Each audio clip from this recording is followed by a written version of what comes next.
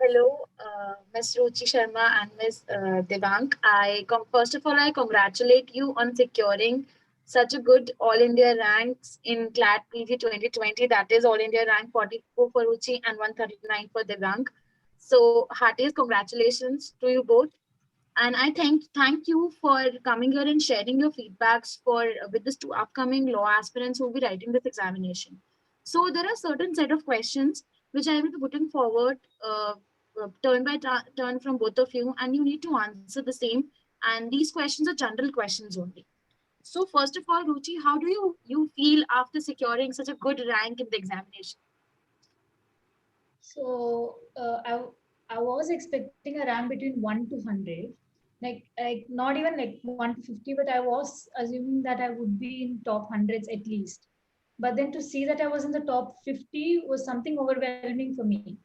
And moreover, rank 44 being in the top 50 was, though I didn't expect that, but something I knew I might get it, because it was something that, when you're consistent with your efforts, you would know ki this is something good that would be eventually happen. So I was very happy with the rank. Great. So Divyank, what like how was your feelings when you got to know that you have secured such a good All India rank in the examination? Well, at the outset, allow me to thank Lex Templum for conducting this interview, and also let me congratulate Ruchi for such a fantastic rank.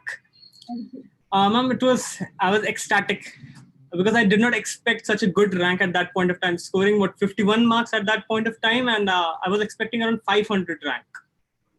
And yeah, but 139, you get what you get, and you are happy with that. Great. So efforts are important, I believe. So you both have got the results of your efforts.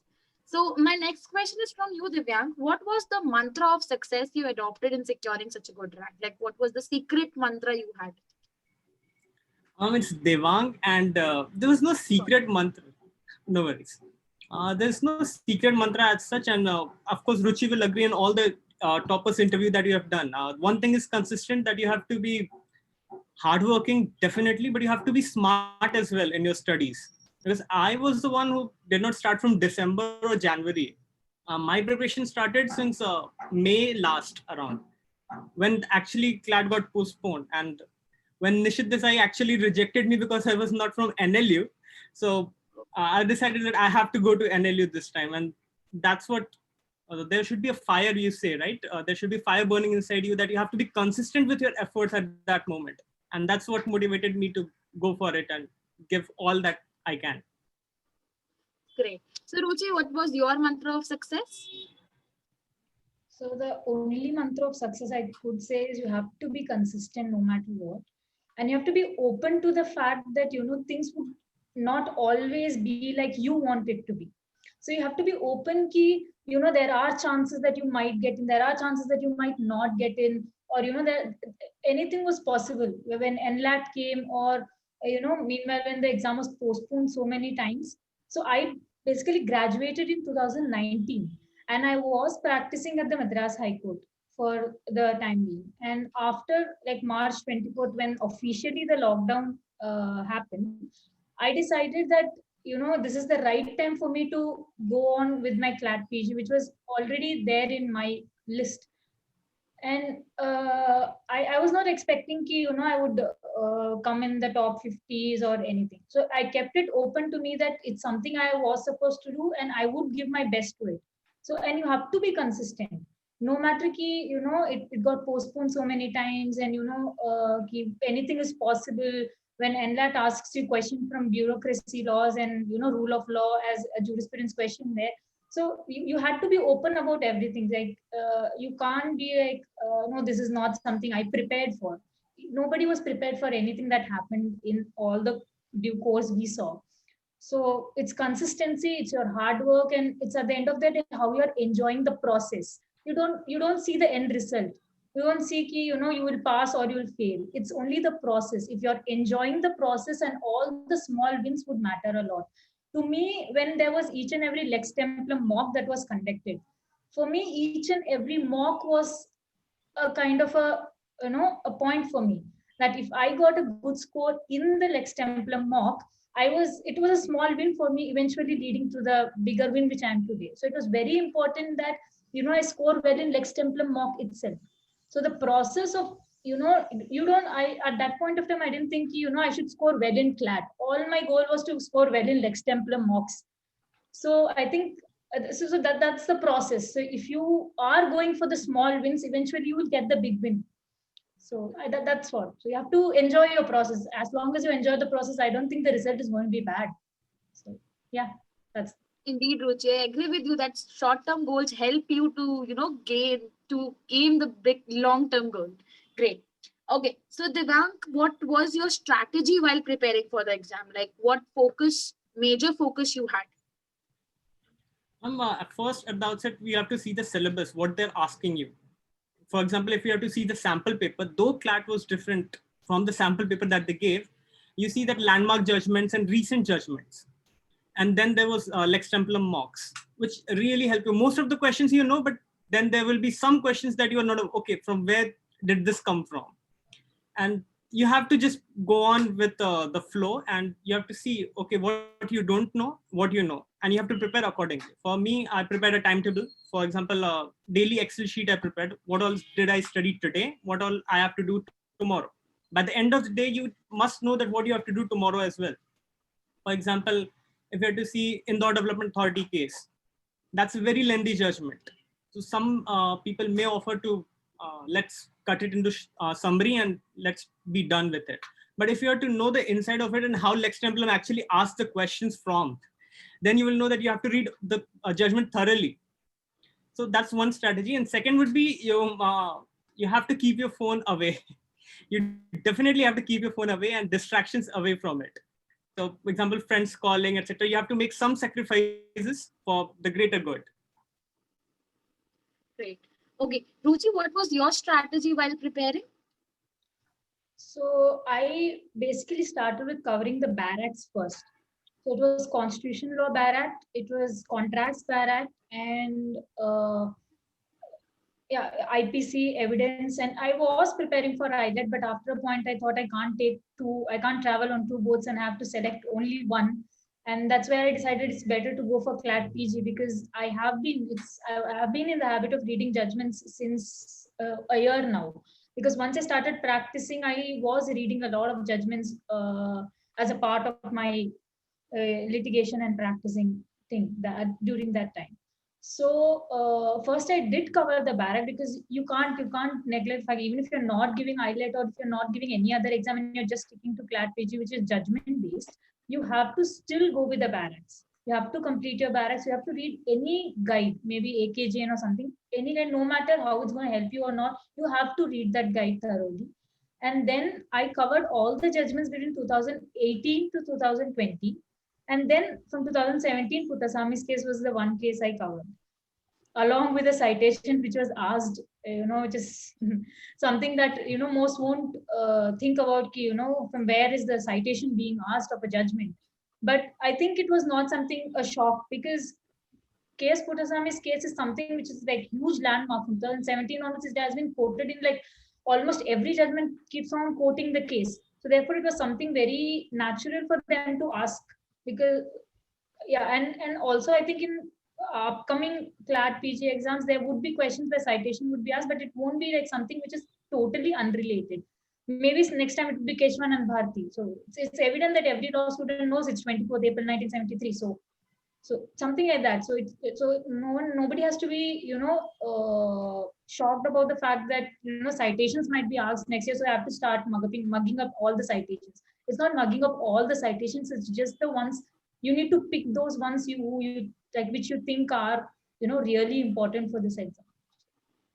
And continuing from that, ma'am, if I could, Sure. So actually, what happened is you see the sample paper and you analyze it. But after that, you are sure of it that, okay, they have asked so many questions from this particular judgment, that judgment won't really come, because you have to read plethora of judgments, hundreds of judgments you have to read. And from what other toppers are saying, what we discuss with each other, they're like, okay, this judgment is done, this judgment is done. Citation, definitely, no one was expecting that citation will come. Even jurisprudence for that matter. No one was expecting jurisprudence. And that's where actually the difference was created with labor law and jurisprudence. These two subjects, those who have done well in these subjects, they scored a good amount of marks and they are in top 50, top 100, etc. And those who did not, for example, myself, I was not good at jurisprudence. I left jurisprudence completely. So there's the difference that created, whether you do good in mocks or you don't. You have to be good at your basics. Very true. You have to be prepared for every situation which comes along in your way. Very true. So Devank, tell me one thing. What were the major law subjects or the hierarchy you adopted while preparation? But like, what the major chunk of time you dedicated to which subject specifically? Definitely, it will be hands down constitutional law. Hands down constitutional law. You have to have a good understanding of constitutional law right from preamble to, let's say, defection cases and schedule. You have to have a sound understanding from Kyoto Holohan, then comes Arunachal Pradesh governor case.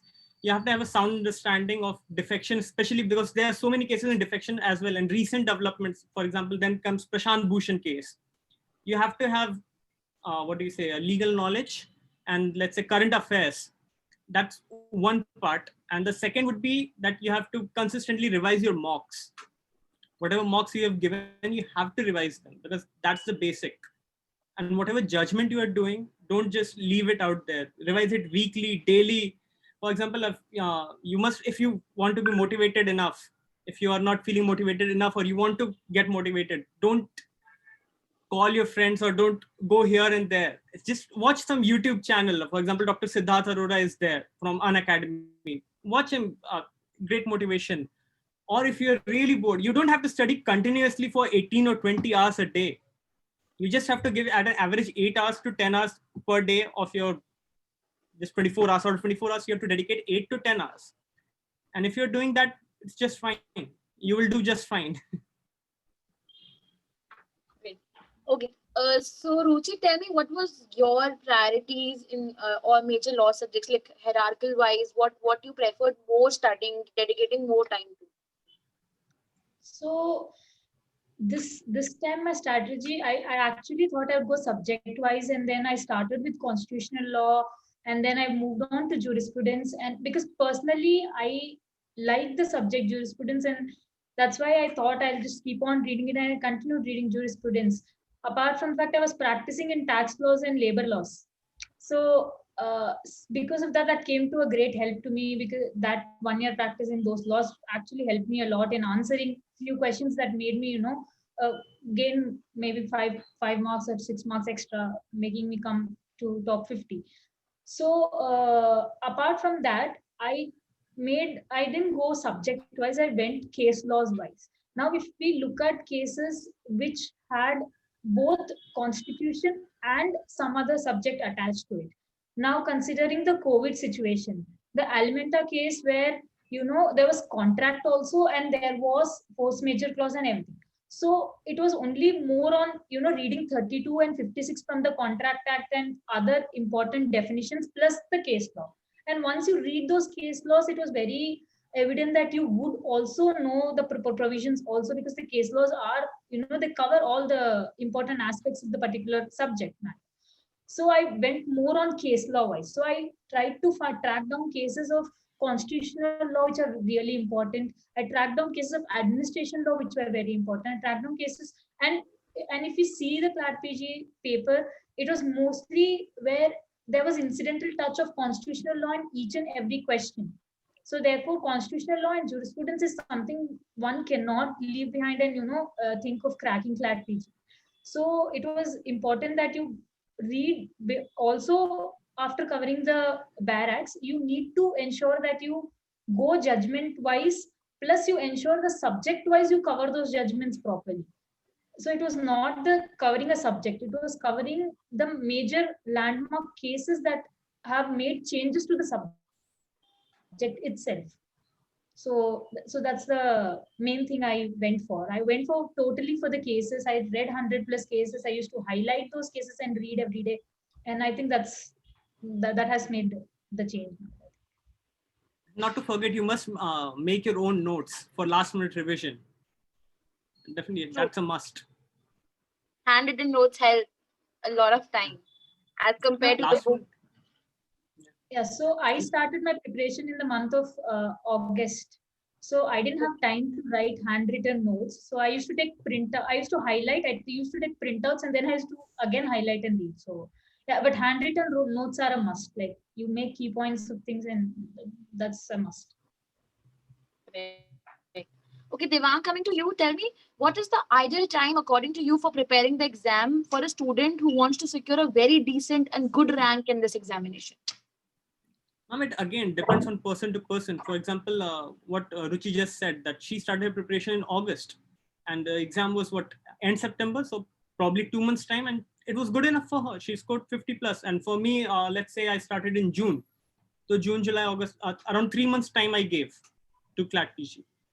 So it totally depends on person to person and how you're going to prepare. But what matters most is you have to know what you're going to study and how you're going to study. Actually, you need to have some guidance over it, because then again, reading all the judgments, there are plethora coming every day, so you need to actually dissect which judgments are important, which judgments are not. You cannot ignore CRPC and IPC. You have to have a sound knowledge of that. I'm not telling you to, okay, just start mugging up CRPC. That you can do for judiciary, but for CLAT PG, you need to have the most basic understanding of CRPC 176, maybe what magistrates' powers are, how police investigates, etc., etc. What the recent times, whatever happens, you have to relate it to CRPC, IPC, and other acts for that matter.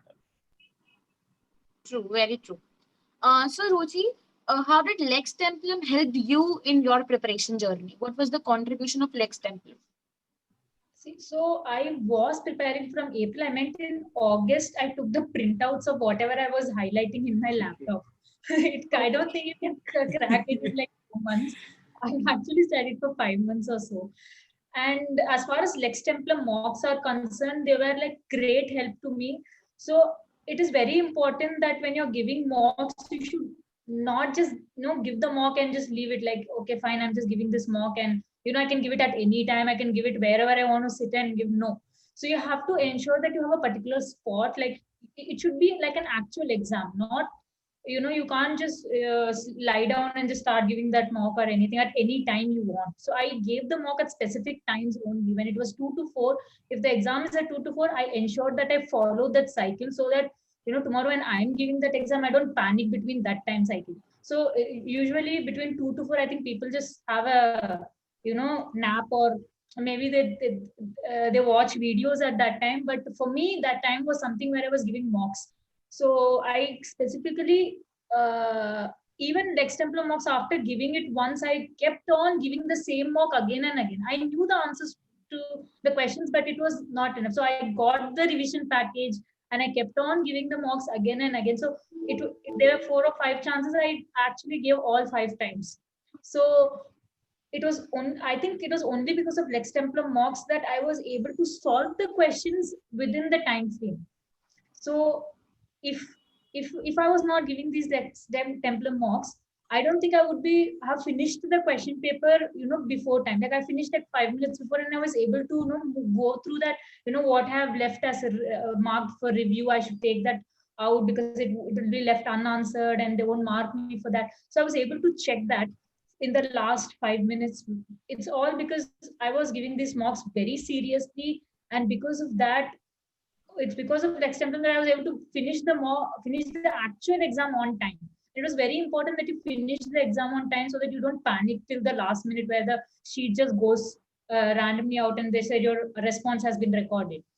So it was very important that way, and I was able to change few answers at the last minute when I went on and checked it. So that way, it's not just key mocks will give you the exact question what will come in the question paper.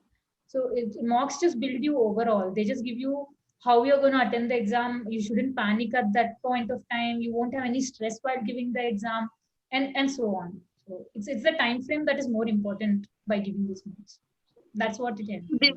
Okay, great. So, Devang, what was the contribution of Lex Templum in your journey of cracking the exam with such a good All India rank? Ma'am, Lex Templum definitely changed the way we read the judgments, actually. So, for example, I used to highlight the judgments. That is the basic, right? You read the judgment, you highlight the judgment, and you are like, okay, I'm done with the judgment.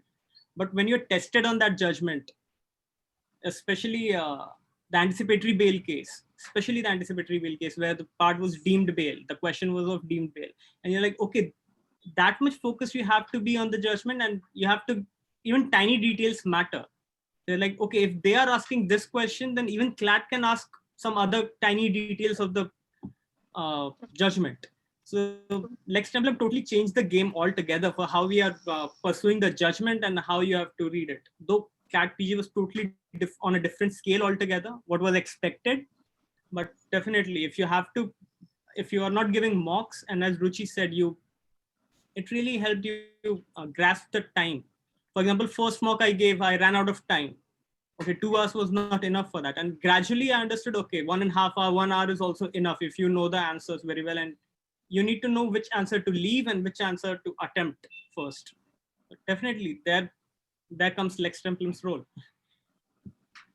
Great. Okay, so Divyank, last question to you from my side is, what are the tips and advices you want to give to the upcoming law aspirants who will be writing this examination in the near future? The one thing will be, you won't be able to maintain consistency altogether for, let's say, 3 months, 5 months, whatever you're preparing. Some are preparing from December, some are preparing from way before that. But what you must remember is that why you started actually, what you wanted to become. And it's a cliche now, but it really matters now. For example, there were days where I used to study only 2 hours or 3 hours, and I used to call my friends, and she would be like, yeah, this is a golden opportunity for you. There's nothing doing. What are you doing, etc. And you have to be motivated with your friends and family, especially. For example, some can be a morning person, some can be a night person. So you need to know where you are more efficient.